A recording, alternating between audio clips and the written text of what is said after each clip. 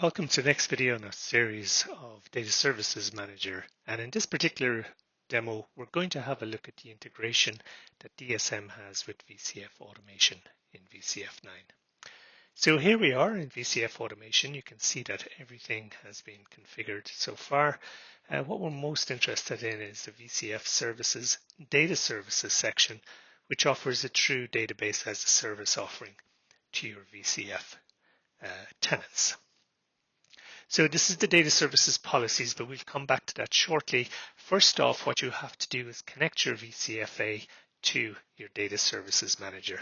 And that's observed in two places, as we just saw. It can be observed in the VCF automation view, but it's also visible in the vSphere client under the data services manager permissions section. And you can see the service account from VCFA connected there.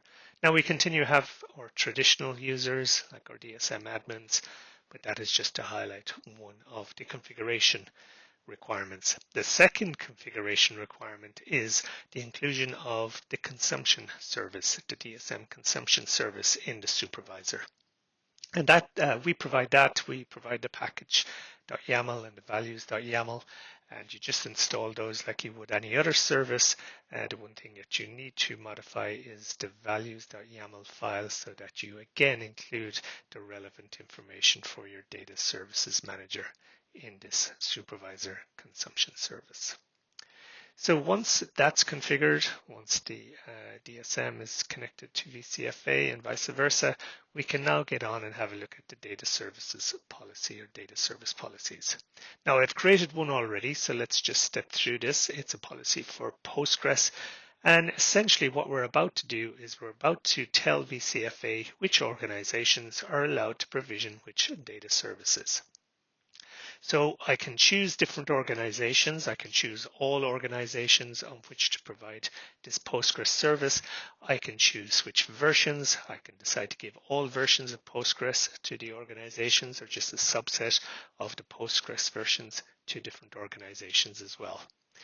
Then we get to an interesting bit, which is the infrastructure policies. We support traditional infrastructure policies, but also policies based on namespaces.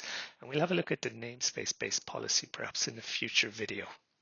With all that in place, I'm about to save my data service policy. It all looks good. I can now switch roles and become one of my tenants within an organization.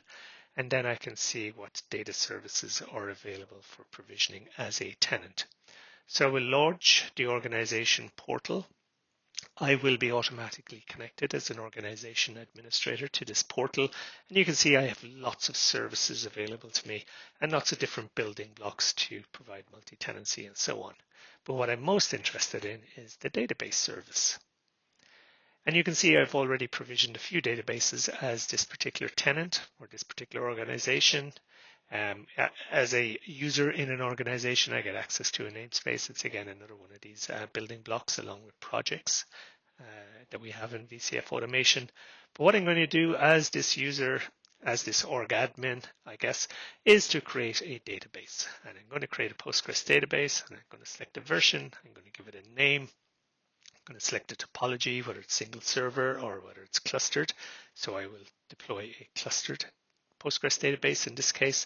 You can see now that I have a selection of policies which were defined in the data service policy, which was assigned to this organization. So those are the only policies that I can consume as this organization admin.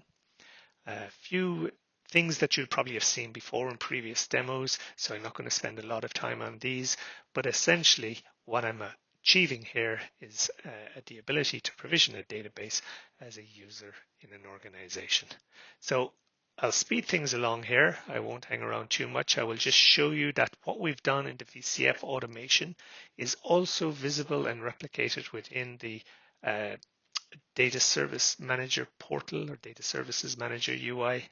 And again, as I said, I'll speed things along and we'll see that the database has come ready. I can check all sorts of things here as the DB admin.